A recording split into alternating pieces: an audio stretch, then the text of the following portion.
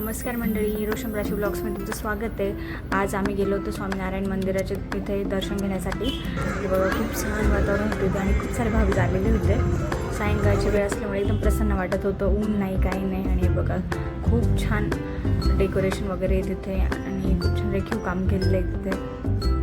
प्रत्येक मूर्ती प्रत्येक अर्थ सांगते काही ना काही मूर्ती. प्रत्येक संतांचं नाव लिहिलेलं आहे. आपल्या राधाकृष्णाची मूर्ती, पीसफुल असं वातावरण आहे. आम्ही नेमकं गेलो आणि आम्हाला आरती भेटली.